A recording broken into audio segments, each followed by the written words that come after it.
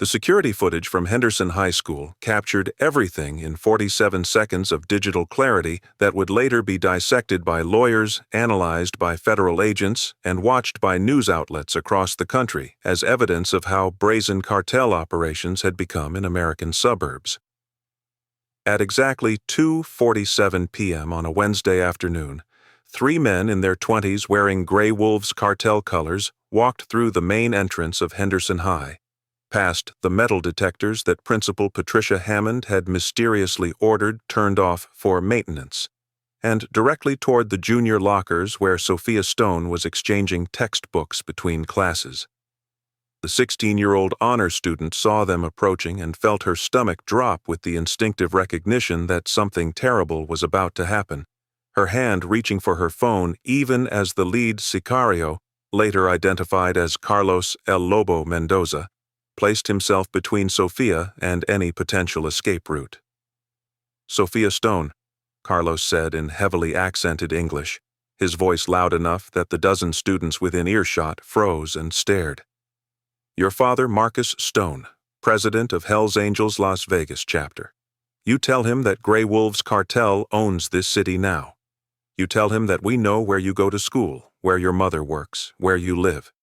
You tell him that if he continues operations in our territory, we won't come for him. We'll come for you. We'll take you from this school, from your home, from anywhere you think you're safe. And we'll send him pieces of his daughter until he understands that some wars aren't worth fighting."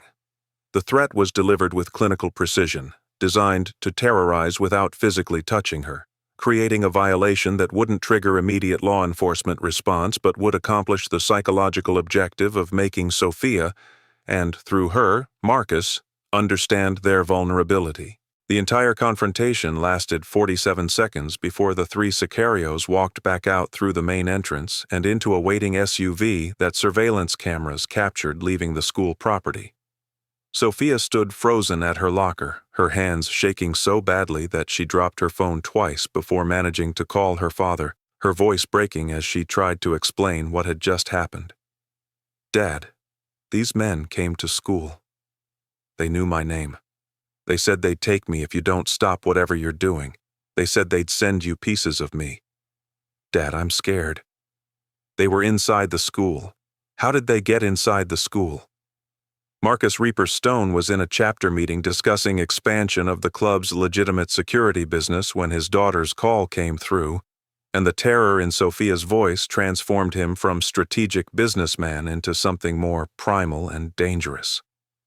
"If you're ready to witness how a threat against one 16-year-old girl triggered the largest coordinated motorcycle club response in American history, how 1,500 bikers surrounded a cartel compound for 72 hours without firing a shot and somehow won the standoff, and how the real enemy turned out to be wearing a Senate pin rather than cartel colors, hit that like button and subscribe because this story will take you into the darkest corners of political corruption, impossible choices, and the terrifying effectiveness of strategic patience over immediate violence." Marcus arrived at Henderson High 17 minutes after Sophia's call, moving through the school hallways with purpose that scattered students and teachers who recognized the leather-clad biker as someone outside the normal social order of their suburban educational environment. He found Sophia in the principal's office with Sarah Stone, his ex-wife and Sophia's mother, already there, both women's faces showing the shock and violation of having their daughter threatened in what should have been a safe environment. Principal Patricia Hammond sat behind her desk, projecting administrative concern that Marcus's 24 years in the Angels immediately recognized as performance rather than genuine emotion. "Mr. Stone, I want you to know that we take this incident extremely seriously. I've already filed reports with Henderson PD and our district security office. We're reviewing our access protocols to determine how these men entered the building." Marcus studied Hammond with the careful attention he'd learned through decades of assessing whether people were threats, assets, or liabilities. Something about her body language felt wrong, too composed for someone whose school had just been invaded by cartel sicarios, too quick with explanations that shifted responsibility away from administrative decisions. "Principal Hammond, How did 3 gang members walk through your metal detectors without triggering any alarms? Marcus asked, his voice carrying the quiet intensity that made smart people nervous. Hammond's response came too quickly, too practiced. As I mentioned, our metal detectors were down for scheduled maintenance. The timing was unfortunate, but we had no way of anticipating this incident. Marcus let the silence stretch for 3 seconds before responding. Convenient timing. What maintenance company was working on the detectors? I'd like to verify their credentials.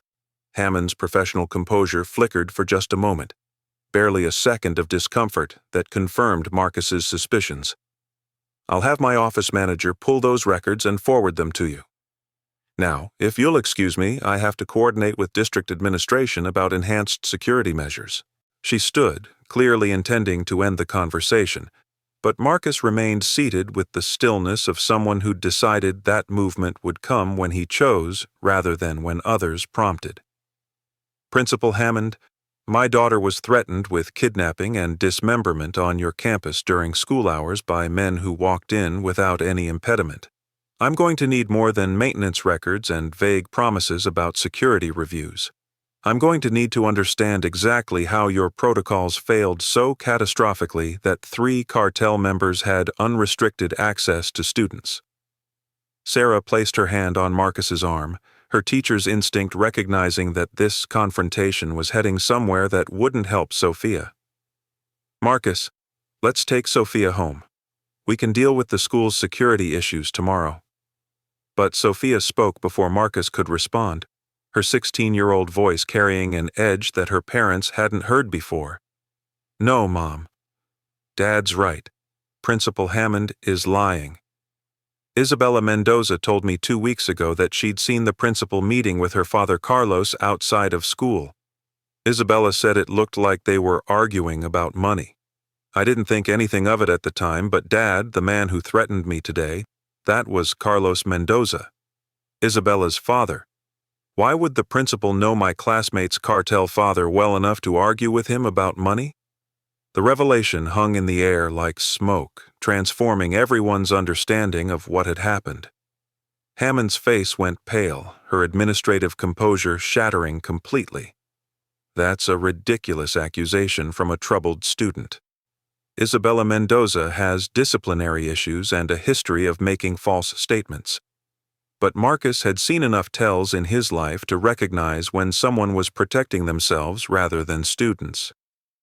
We're done here, he said, standing and gesturing for Sophia and Sarah to follow. But Principal Hammond, understand something. If I find out you enabled those men's access to my daughter, if I discover you took cartel money to compromise school security, there won't be enough administrative reviews or police reports to protect you from consequences. Some things matter more than protocols and procedures.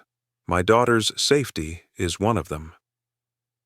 Mike, Hammer Chen found Marcus in the Henderson High parking lot 30 minutes later, the vice president's weathered face showing the controlled fury of an ex-cop who'd seen too many corrupt officials protect criminals for profit.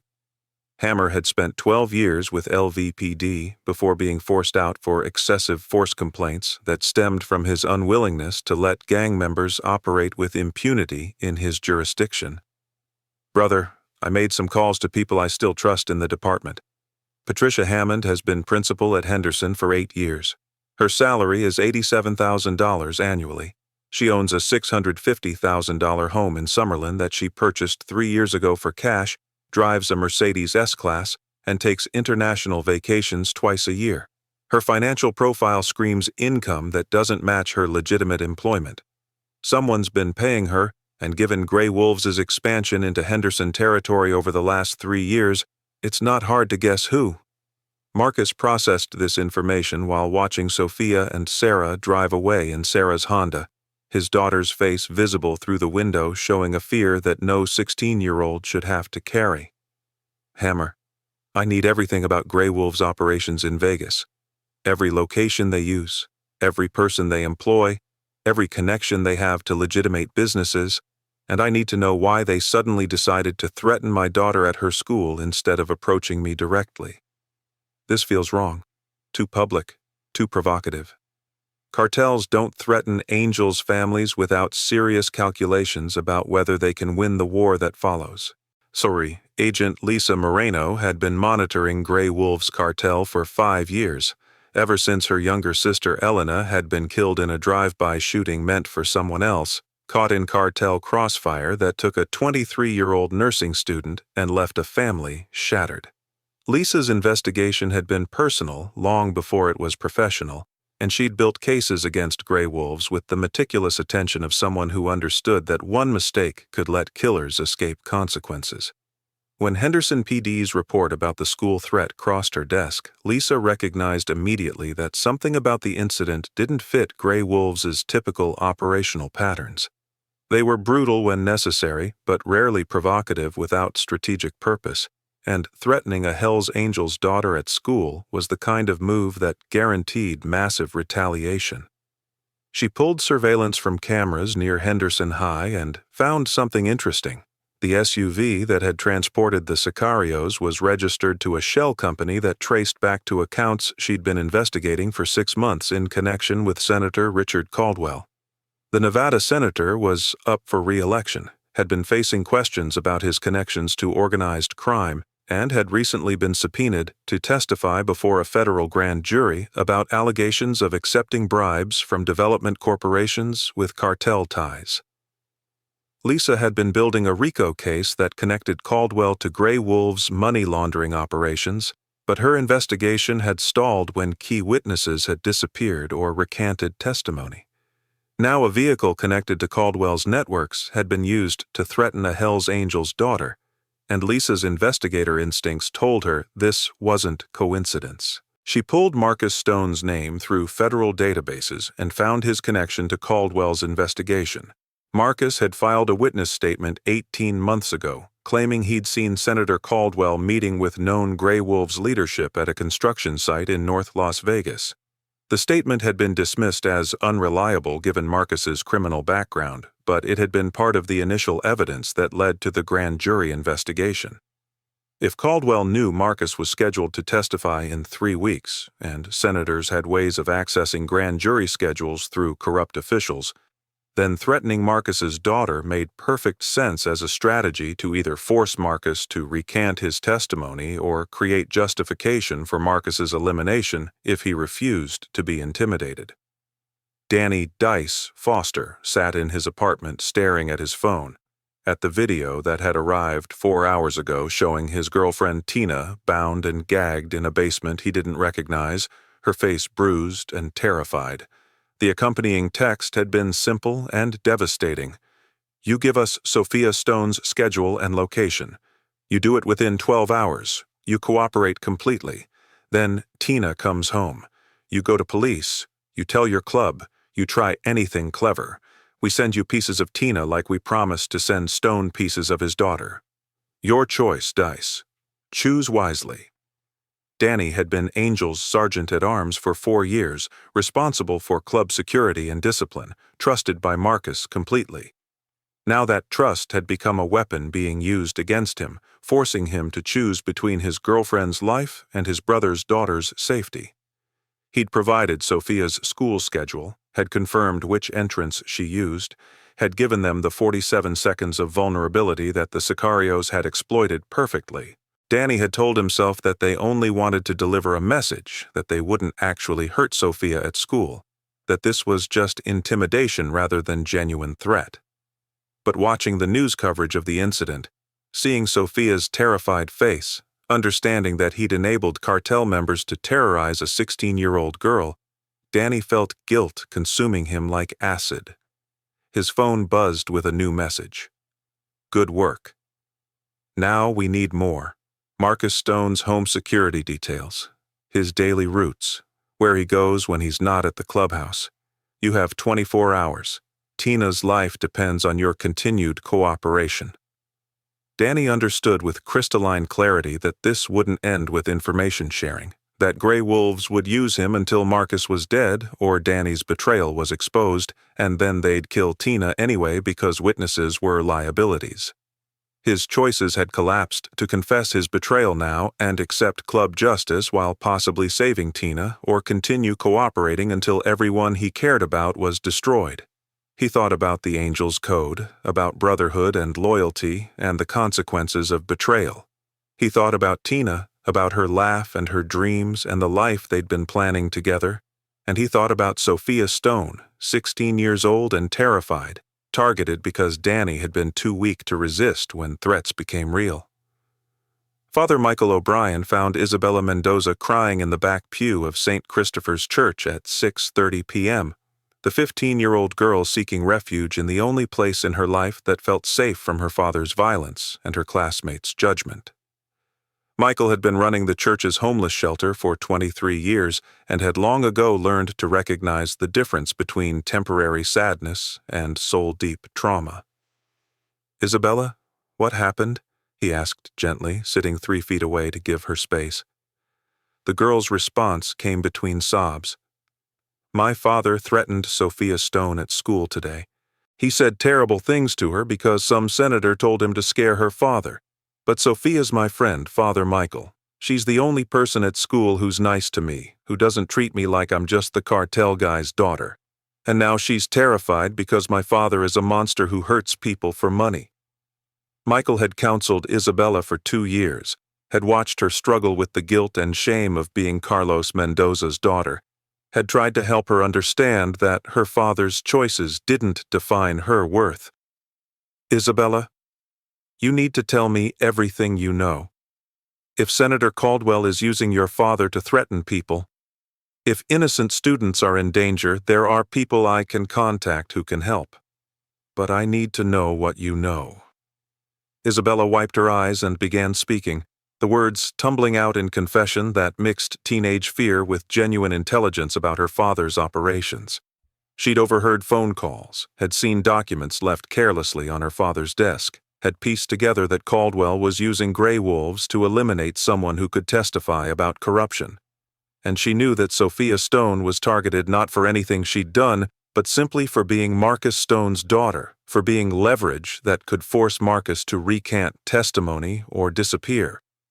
The emergency church meeting that Marcus called at 9 p.m. brought together not just the Las Vegas chapter, but representatives from 14 other Hells Angels chapters across the Southwest. 200 brothers gathering in the clubhouse with the kind of focused intensity that preceded major operations. Marcus stood at the head of the table with Mike Hammer Chen beside him, surveillance photos and intelligence reports spread across the surface showing Grey Wolves' compound locations, cartel leadership structures, and the financial connections that Tyler's hacking had uncovered, linking Senator Caldwell to everything. "Brothers, 3 cartel sicarios walked into my daughter's high school this afternoon and threatened to kidnap and dismember her if I don't stop club operations in Vegas territory," Marcus began, his voice carrying the controlled fury of a father whose child had been violated. "But this isn't about territory or business disputes. This is about a United States senator using a cartel as his personal enforcement arm to eliminate a federal witness. Me." He pulled up the timeline on a projection screen, showing dates and connections that painted a picture far more complex than simple cartel intimidation. 18 months ago, Marcus had witnessed Senator Richard Caldwell meeting with Grey Wolves leadership at a construction site, discussing what sounded like money laundering through development projects. Marcus had filed a witness statement with the FBI thinking it was the right thing to do, not understanding that Caldwell had enough corrupt officials in his pocket to access grand jury schedules and witness lists. 3 weeks from now, Marcus was scheduled to testify before a federal grand jury about what he'd seen. Yesterday, Principal Hammond, who'd been receiving monthly payments from Grey Wolves for 3 years, had disabled Henderson High's security systems and allowed 3 sicarios unrestricted access to Sophia. The message was clear: recant your testimony or your daughter pays the price. "So, what's the play?" asked Tommy "Ghost" Martinez, president of the San Diego chapter who'd driven 7 hours overnight when he'd heard about Sophia. "We can't let them threaten our families. We can't allow cartels to walk into schools and terrorize children. but hitting gray wolves directly means war with an organization that has hundreds of sicarios and resources we can't match long-term.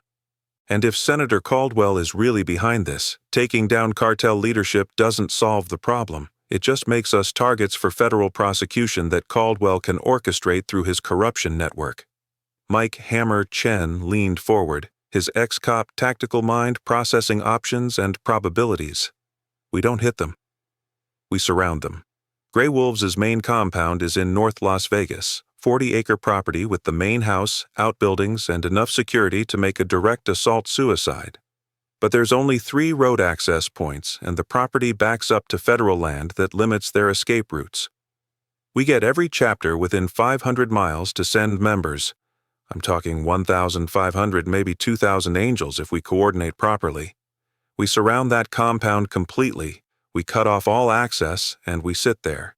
No shots fired, no property damaged, just a visible show of force that makes it impossible for them to operate or leave. We turn their fortress into their prison. The strategic elegance of the plan immediately captured the room's attention. Direct assault would result in massive casualties and federal attention that would destroy the club. But a siege, bikers simply parking their motorcycles in a massive perimeter and refusing to leave, that was harder to prosecute and created leverage rather than just violence. They'll call law enforcement, someone pointed out. Nevada Highway Patrol, FBI, ATF, they'll force us to disperse. Hammer smiled grimly. Let them try. We're not blocking public roads. We're not trespassing on the cartel property. We're not breaking any laws by existing in large numbers on public land. What are they going to charge us with? Intimidation, loitering. And even if they could legally force us to disperse, do they really want the optics of law enforcement protecting a cartel compound from bikers who are there because the cartel threatened a 16-year-old girl at school? The politics of that are impossible, especially when we leak surveillance footage of sicarios in Henderson High. Marcus felt something click into place, recognizing that Hammer's strategy solved multiple problems simultaneously. We don't just surround the compound. We document everything. Tyler live streams the entire operation so anyone can watch 1,500 angels maintaining a peaceful siege.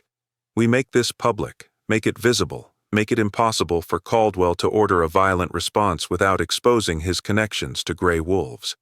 And while we're maintaining the siege, Agent Moreno, who I'm guessing has been investigating Caldwell, uses the time and attention to build her case without Gray Wolves being able to destroy evidence or eliminate witnesses. He looked around the room, meeting the eyes of presidents and vice presidents who'd entrusted him with coordination of this response.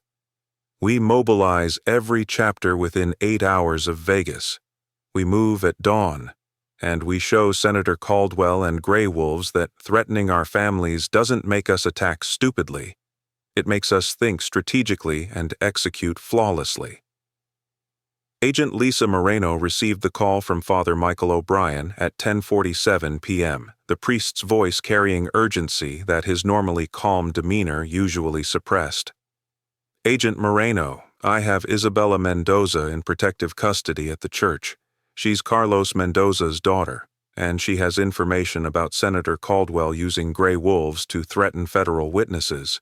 She's terrified that her father will kill her if he discovers she's talking to authorities, but she's more terrified of what Caldwell is planning next.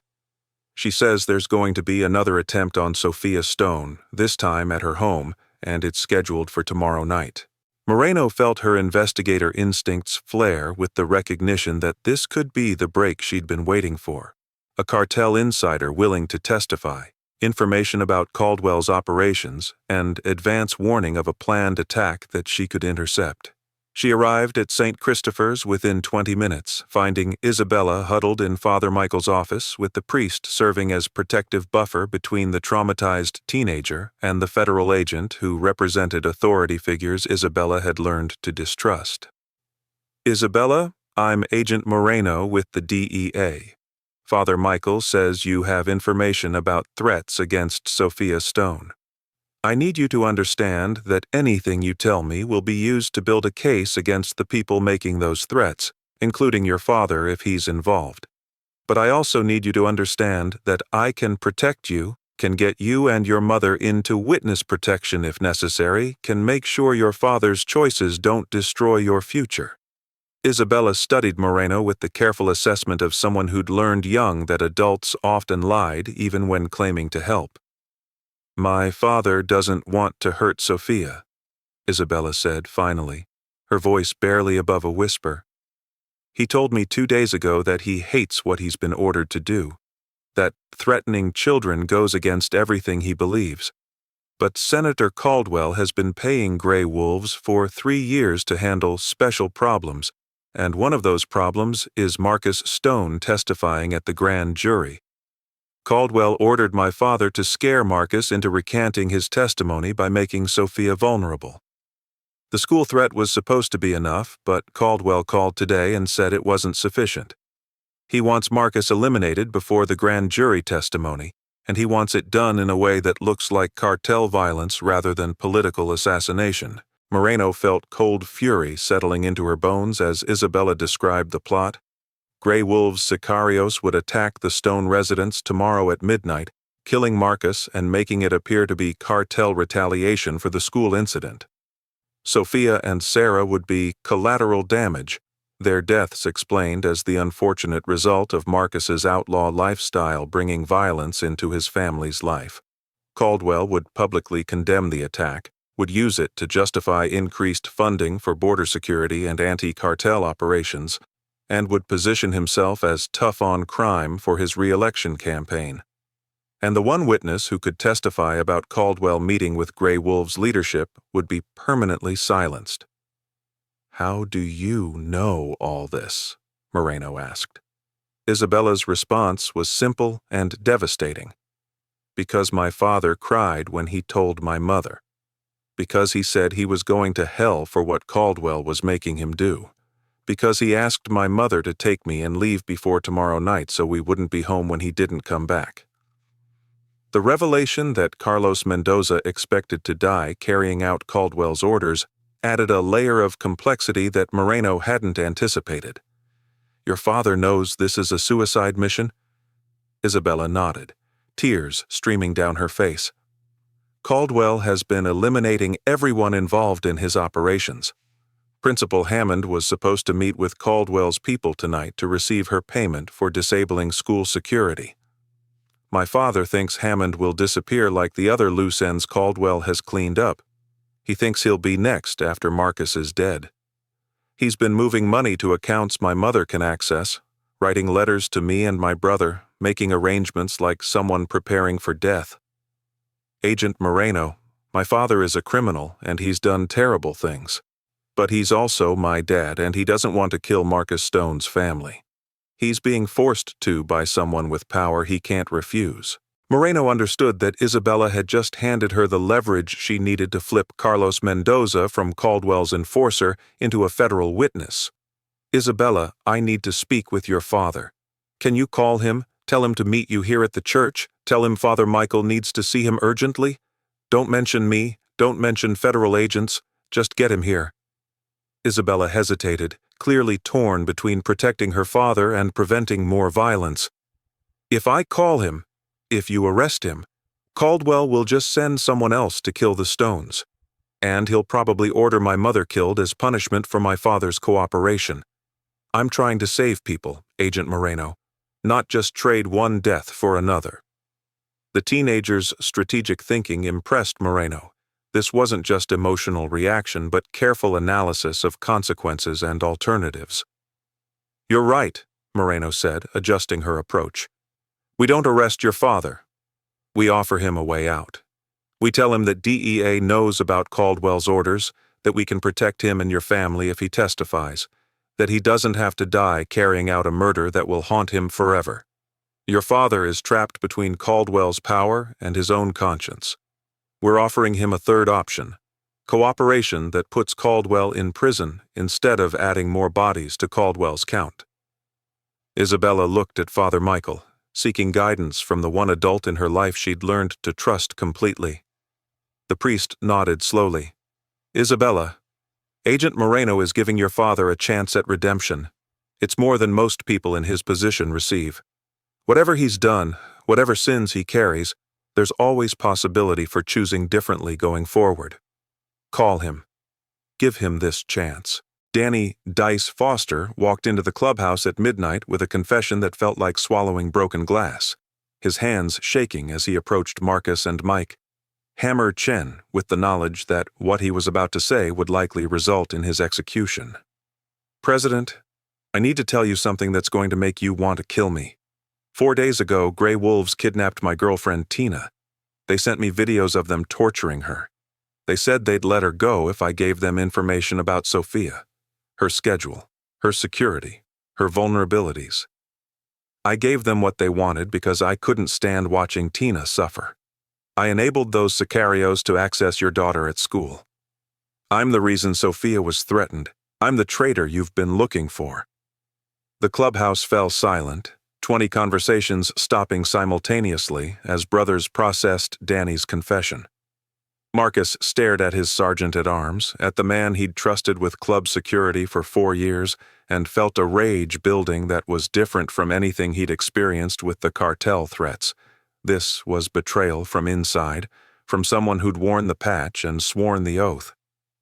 Mike Hammer Chen's hand moved toward his weapon, his ex-cop instincts recognizing that Danny represented an active security threat who'd compromised their president's family.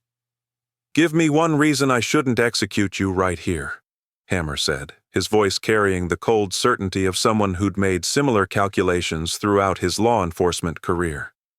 Danny met Hammer's eyes without flinching, his face showing the exhausted acceptance of someone who'd been carrying impossible guilt. I don't have a reason. I betrayed the club. I enabled threats against Sophia. I chose my girlfriend over my brother's daughter. The only thing I can offer is information. Tina is being held at a Grey Wolves safe house in Henderson, and they're planning to kill her tonight because I've become a liability now that I've confessed. They're also planning to hit your house at midnight tomorrow, Marcus. 10 sicarios, military-grade weapons, orders to eliminate you and anyone with you.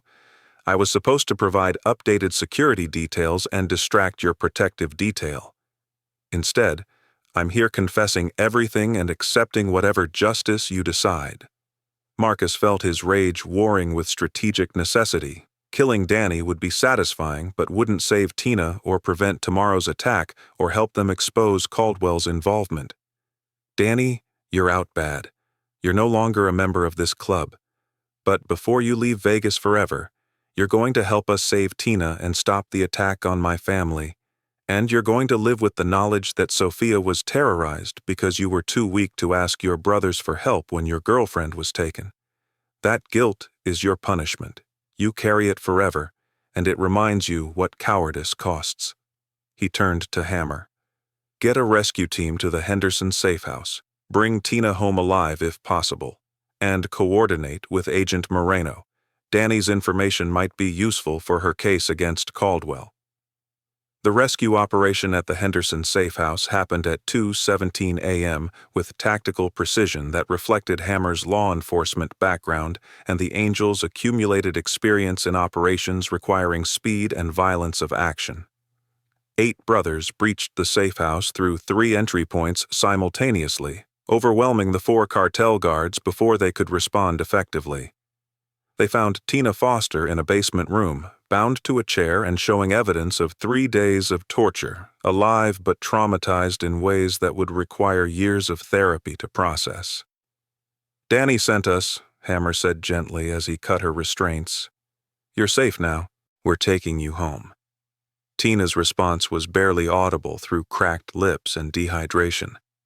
They said they'd kill me if Danny told anyone. They said I was already dead. Why am I not dead? Because we got here first, Hammer replied, lifting her carefully and carrying her toward the exit. Because your boyfriend finally made the right choice, even knowing it would cost him everything. Because sometimes people surprise you by choosing to be better than their worst moments. The extraction took 4 minutes from breach to departure, the Angels disappearing into the Nevada night before law enforcement could respond to the neighbors' reports of gunfire and shouting. They left the 4 cartel guards zip-tied and unconscious, along with a note that Hammer had written in his precise ex-cop handwriting. Property of Grey Wolves Cartel. Recommend questioning about upcoming attack on Marcus Stone residence. Signed, concerned citizens who believe in protecting innocent people from political corruption.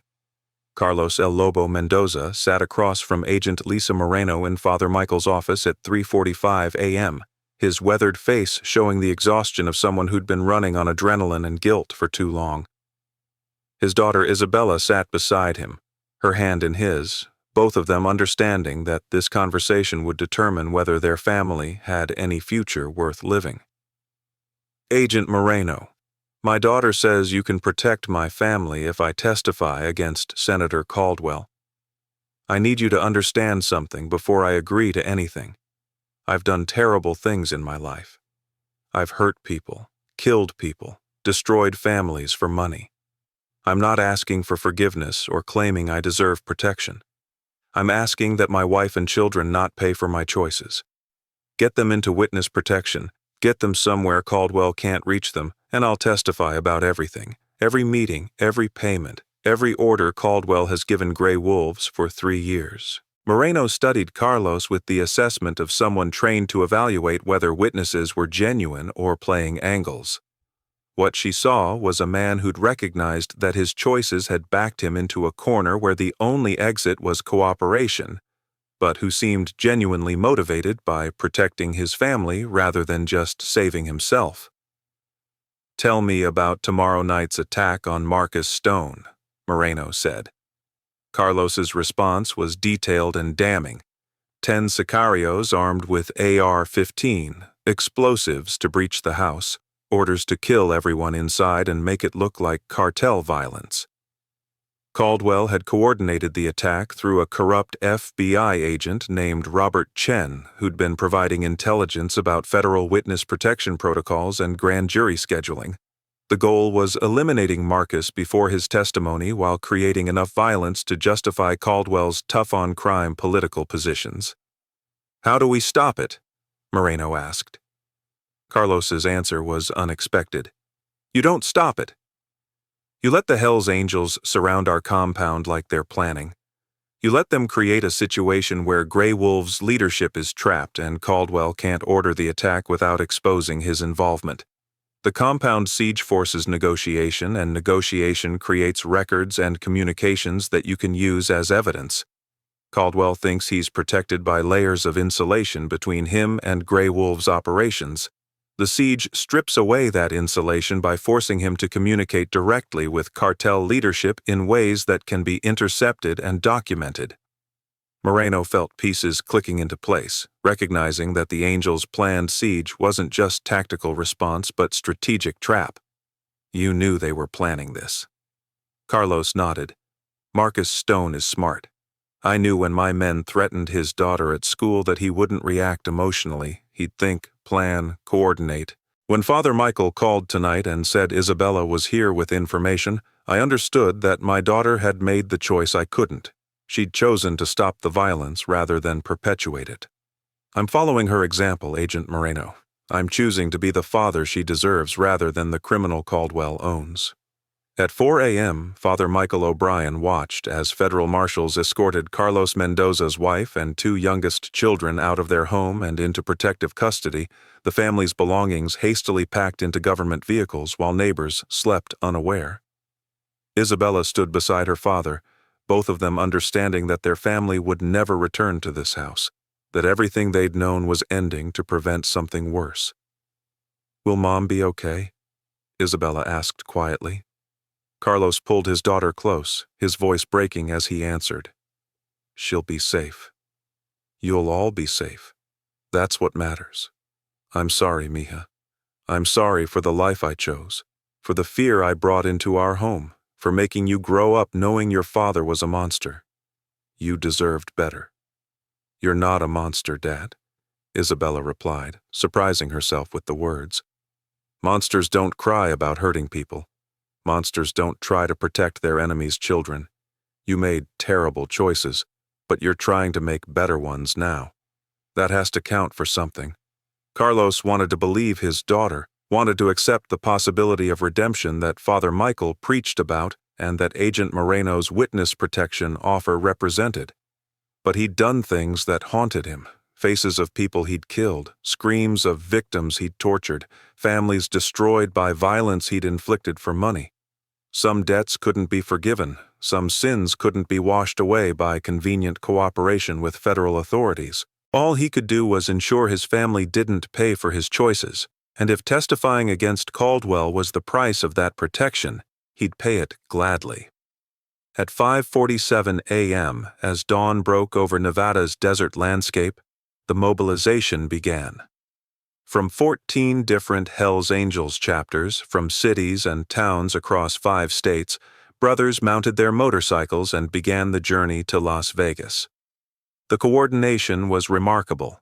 Presidents communicating via encrypted channels that Tyler had secured, routes planned to converge on North Las Vegas from multiple directions, supplies and equipment distributed to ensure the siege could be maintained for days if necessary.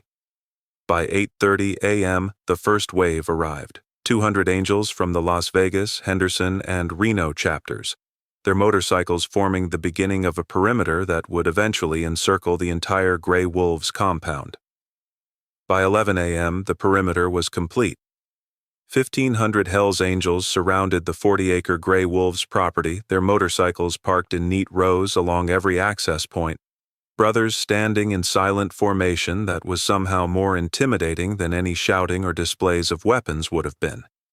Tyler had set up live stream cameras at 6 different positions, broadcasting the siege to YouTube, Facebook, and Twitter with explanatory text that framed the operation. 1,500 Hells Angels respond to cartel threats against 16-year-old girl. Grey Wolves cartel sent sicarios into Henderson High School to threaten Sophia Stone. This is what happens when you target our families. We won't attack. We won't leave. We'll wait until justice is served. The live stream went viral within 2 hours, generating millions of views and thousands of comments that ranged from supportive, good, show these cartels they can't threaten American kids, to critical, this is vigilante justice. Where are law enforcement? To conspiracy-minded, Senator Caldwell is behind this. Research his cartel connections. News helicopters arrived by noon, media outlets scrambling to cover the unprecedented sight of the largest motorcycle club gathering in American history, maintaining a peaceful but ominous siege of a known cartel compound. Nevada Highway Patrol established their own perimeter outside the Angels' position, but made no move to force dispersal.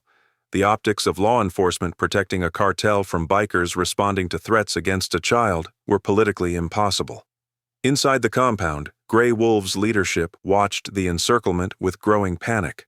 They had perhaps 50 sicarios on the property, enough to defend against a direct assault, but completely inadequate against 1,500 bikers who weren't attacking but simply waiting. Food supplies would last maybe 3 days. Water could be rationed for 5.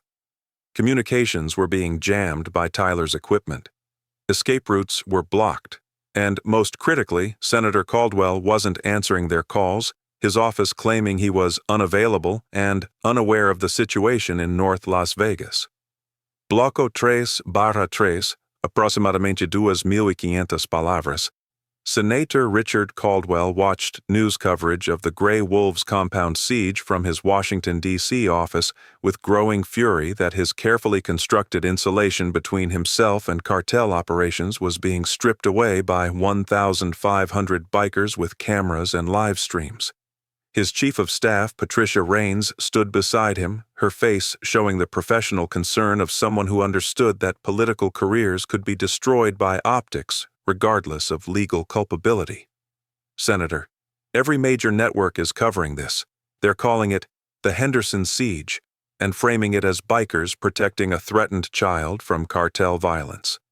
Your opponent is already releasing statements supporting the Angels' actions and questioning why you haven't condemned Grey Wolves' school intrusion. We need to get ahead of this narrative immediately. Caldwell's response was cold and calculated. Get Robert Chen on secure line. Tell him the attack on Stone happens tonight as planned, regardless of the siege. Once Stone is dead, the Angels will retaliate violently against the compound. There will be massive casualties, and I can position myself as the voice calling for law and order while their president bleeds out in his driveway. The siege is actually perfect. It concentrates them in one location where ATF and FBI can justify aggressive response to domestic terrorism. We turn their strategic patience into their destruction. What Caldwell didn't know was that Agent Lisa Moreno had obtained warrants for wiretaps on his communications 3 hours ago based on Carlos Mendoza's testimony, and every word he'd just spoken was being recorded on federal servers. Patricia Raines, who'd served Caldwell loyally for 8 years, felt something break inside her as she listened to her boss casually order the murder of a federal witness and frame it as political opportunity. She'd accepted that Caldwell bent rules and made morally questionable compromises. That was politics in her understanding. But hearing him order assassination with the same tone he'd use for scheduling meetings forced her to confront that she'd been enabling something far darker than strategic pragmatism. "Senator, I need to use the restroom," she said quietly, her voice steady despite hands shaking behind her back. Once alone in the bathroom, she pulled her personal phone and typed a message to the Washington Post reporter who'd been investigating Caldwell for 6 months. "I'm his chief of staff. I have recordings. I'm ready to talk. Today." Mike Hammer Chen coordinated the siege operation from a mobile command center, a modified RV positioned a quarter-mile from the compound perimeter where he could monitor police communications, news coverage, and Tyler's live streams simultaneously. The ex-cop in him appreciated the tactical elegance of what they'd executed, a completely legal demonstration of force that law enforcement couldn't disrupt without appearing to protect cartel operations. But the realist in him knew this couldn't last indefinitely. "Marcus, we've been here 8 hours. Nevada governor's office is getting pressure to resolve this. FBI is making noise about domestic terrorism and unlawful assembly. We've made our point, but we need an endgame that doesn't put 1,500 brothers in federal custody."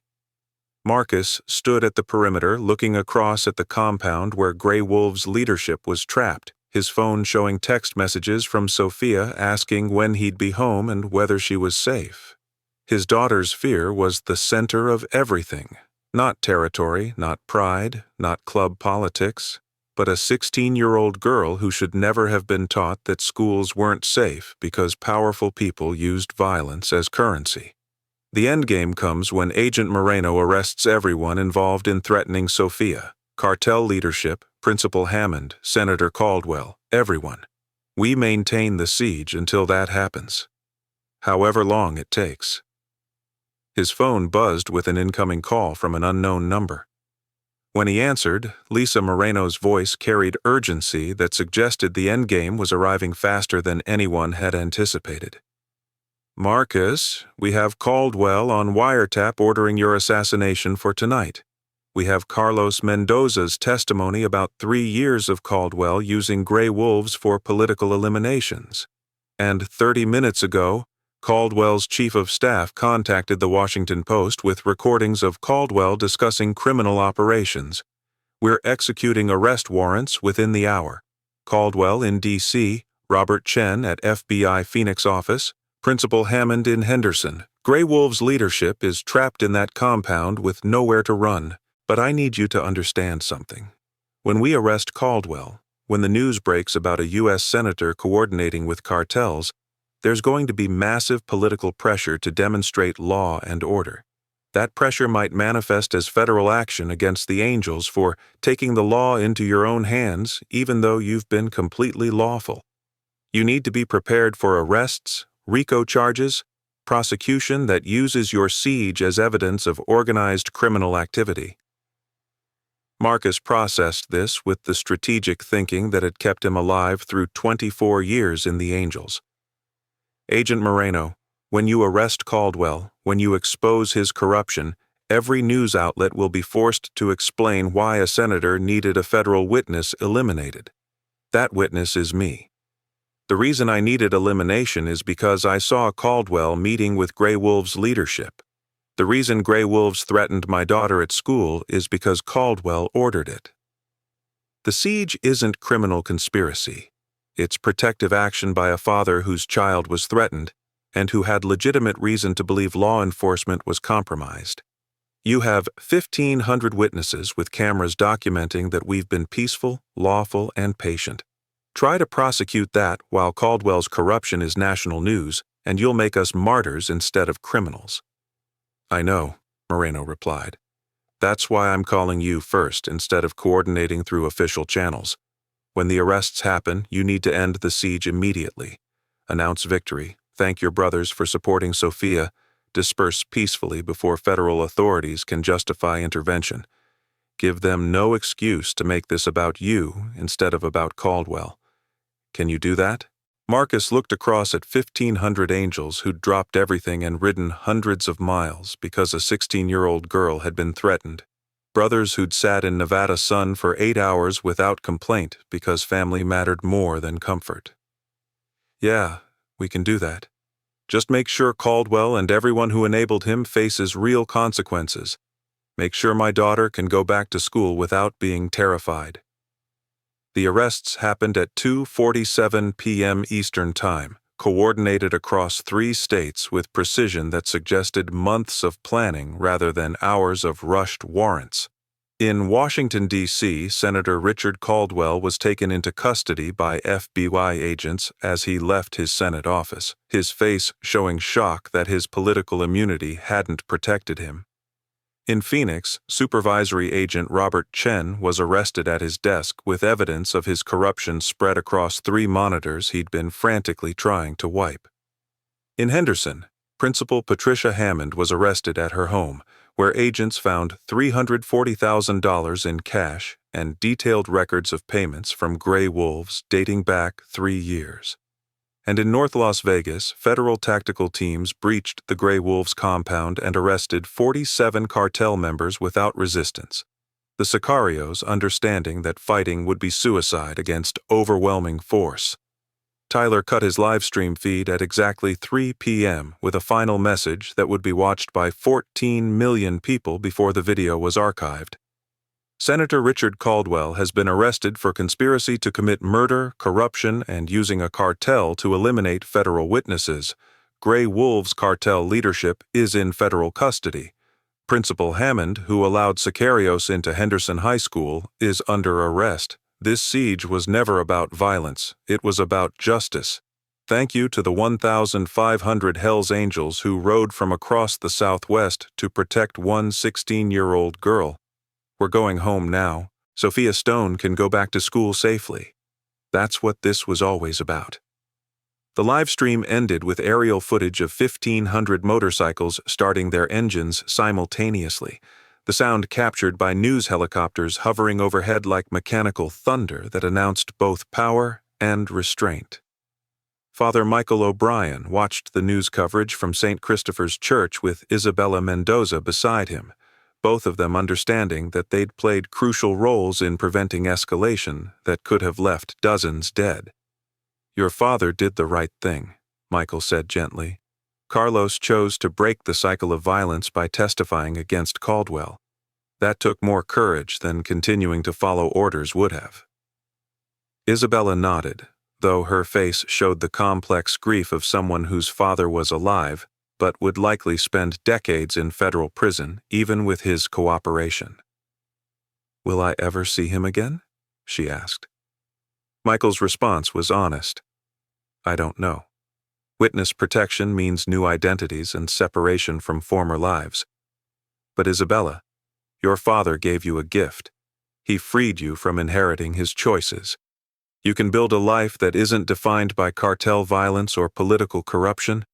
You can be someone different than circumstances tried to force you to become. Sophia Stone returned to Henderson High 3 weeks after the siege, walking through metal detectors that now actually functioned under the supervision of a new principal who'd been hired with explicit instructions that student safety was the highest priority. Isabella Mendoza waited at Sophia's locker with nervous energy, both girls understanding that their friendship had been tested by violence neither had chosen, but both had survived. "Hey," Isabella said quietly. "I'm sorry about everything. I'm sorry my father scared you. I'm sorry I didn't warn you earlier about what was happening." Sophia's response surprised her. "You did warn me. You told me about seeing your dad with Principal Hammond. That information helped my father and Agent Moreno figure out what was really happening. You chose to do the right thing, even though it cost you your family. That's incredibly brave, Isabella." The two girls sat together at lunch that day, their table initially empty because other students weren't sure how to navigate the social complexity of befriending people who'd been at the center of national news coverage. But gradually, others joined. First one student, then 3, then a dozen, until their table was full of teenagers who'd recognized that Sophia and Isabella represented something important about choosing solidarity over fear. "Your dad is kind of legendary now," one student said to Sophia, showing her social media posts calling Marcus Stone a hero for protecting his daughter. "There's like 1,000,000 memes about the siege." Sophia smiled uncomfortably, still processing the strangeness of her father's outlaw life intersecting with her normal teenage existence. "He's just my dad. He did what any father would do if someone threatened their kid." Danny Dice Foster sat in a studio apartment in Portland, Oregon, working as a motorcycle mechanic under a name that wasn't his, living a life defined by anonymity and guilt that therapy hadn't diminished in the 6 months since he'd left Las Vegas. Tina had survived her captivity, but their relationship hadn't. She'd needed to rebuild her sense of safety, and couldn't do that with constant reminders of why she'd been taken. Danny didn't blame her, had actually encouraged her to leave when she'd tried to stay out of obligation rather than desire. He'd been out bad from the Angels, exiled from the only community he'd ever truly belonged to, marked by betrayal that would follow him forever. His phone contained one text message he read every night before sleeping, sent by Marcus 3 months ago. "Danny, you made a terrible choice. You enabled my daughter's terrorization. But you also confessed when you could have stayed silent. You helped save Tina when you could have run. You're not forgiven, but you're not forgotten as only a traitor. You're remembered as someone who was weak and then tried to be stronger. That's more than most people manage. Live with that." Mike Hammer Chen died 4 months after the siege, killed not in dramatic confrontation but in mundane traffic accident when a drunk driver crossed the center line on Highway 95 and hit his motorcycle head-on. The funeral drew 3,000 angels from across the country, brothers gathering to honor a man who'd served in law enforcement for 12 years before being forced out, who'd found redemption and purpose through the club, who'd planned the siege that had protected Sophia Stone and exposed Caldwell's corruption. Marcus delivered the eulogy with voice breaking in ways he rarely allowed himself to show. "Hammer was my vice president, my brother, my friend. He was the tactical mind behind operations that saved lives, including my daughter's. He believed that being an angel meant protecting people who couldn't protect themselves, that wearing the patch required being better than the world expected us to be. He lived that belief every single day, and he died riding free. We should all be so lucky." Senator Richard Caldwell's trial became a media spectacle that dominated coverage for 8 months, the evidence against him so overwhelming that his legal strategy focused on mitigation rather than innocence. Carlos Mendoza testified for 11 hours across 3 days, describing in detail how Caldwell had used Grey Wolves as his personal enforcement arm for 3 years, ordering eliminations of federal witnesses, business rivals, and even a journalist who'd been investigating his real estate dealings. The jury deliberated for 47 minutes before returning guilty verdicts on all 38 counts. Caldwell was sentenced to 43 consecutive life terms in federal supermax prison, his political career and freedom destroyed by the same corruption he'd believed would secure his power. In his final statement before sentencing, Caldwell showed no remorse. "I did what was necessary to protect my interests. Politics is war by other means, and war requires strategic ruthlessness. My only mistake was failing to eliminate Marcus Stone before he could testify. That failure cost me everything. 3 years after the Henderson siege, Marcus Stone stood in the audience at UNLV watching his daughter Sophia graduate summa cum laude with a degree in political science and criminal justice. The 19-year-old had transformed her trauma into academic focus, writing her senior thesis on political corruption and cartel influence in American institutions. Sarah sat beside Marcus. Their relationship evolved into a friendship built on shared parenting and mutual respect for different paths they'd chosen. "She's going to law school," Sarah said quietly, pride evident in her voice. "Says she wants to prosecute corrupt officials who use violence against families. Says what happened to her showed her that the system needs people who understand how institutions can be perverted by powerful people." "She's going to be incredible," Marcus replied, watching his daughter cross the stage to receive her diploma. She survived something that would have broken most people. Instead of being defined by it, she's using it as fuel to make the world better. That's something worth being proud of. After the ceremony, Sophia found her parents in the crowd and hugged them both, her face showing a joy that had taken years to rebuild after the terror of that afternoon at Henderson High. "Thank you," she said simply, "for protecting me. For showing me that strength isn't about violence, but about strategic patience. For teaching me that the best revenge against people who try to break you is becoming someone they couldn't imagine you'd become." Agent Lisa Moreno retired from the DEA 2 years after Caldwell's conviction, her career-defining case complete, and her sister's memory honored through justice that had taken 5 years to achieve. She opened a nonprofit consulting firm helping federal prosecutors build cases against cartel political corruption networks, using her expertise to train the next generation of agents in recognizing how cartels infiltrated legitimate institutions. On the 5th anniversary of Elena's death, Lisa visited her sister's grave with a copy of the New York Times article about Caldwell's conviction, the headline reading, "Senator's Corruption Network Exposed by Biker Father Protecting Daughter." She placed the article on the gravestone and spoke to her sister as she'd done every year. "We got him, Elena. We got Caldwell and Grey Wolves and everyone who thought they could use violence without consequences. I know it doesn't bring you back, but maybe it prevents someone else's sister from being killed by stray bullets from wars that powerful people profit from. That has to be enough."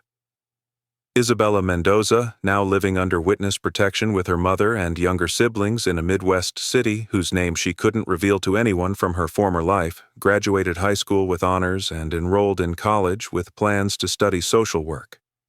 She wanted to help other children of cartel members escape the violence that had defined their early lives, to offer them the kind of support and understanding that Father Michael had provided her. She thought often about Sophia Stone, wondered if her former classmate ever thought about her, hoped that their brief friendship had meant something despite the circumstances that had brought them together. On her 18th birthday, Isabella received a letter forwarded through witness protection channels, the return address listed only as Phoenix, Arizona. Inside was a note in handwriting Isabella recognized immediately as Sophia's. "Happy birthday, Isabella. I'm in college now studying to be a prosecutor. Someday I'm going to be in a position to help people like our families, people trapped between corruption and violence with no good options. You made the choice that saved my life by telling Father Michael what you knew. I'll never forget that. I hope you're happy wherever you are. I hope you're building a life that isn't defined by our Father's choices. Stay strong. Sophia." Their story serves as a reminder that justice sometimes requires strategic patience rather than immediate violence, that protecting families means thinking several moves ahead rather than simply reacting, and that the most powerful weapon against corruption is exposure rather than retaliation. Senator Caldwell thought he could use a cartel as his enforcement arm without consequences. Principal Hammond thought she could profit from compromising student safety without accountability. Grey Wolves' leadership thought they could threaten a child without facing overwhelming response. All of them learned that power has limits, that visibility is a weapon, and that 1,500 people standing together peacefully can be more terrifying than any violence could accomplish. If this story resonated with you, please hit that like button and subscribe for more content exploring strategic thinking, impossible choices, and the difference between justice and revenge. Share this with someone who needs to understand that protecting family doesn't always mean fighting, that sometimes the bravest thing you can do is wait with absolute patience for the right moment to act, and that exposing corruption can be more destructive to powerful people than any physical attack could ever be. Marcus Stone didn't destroy Senator Caldwell with violence.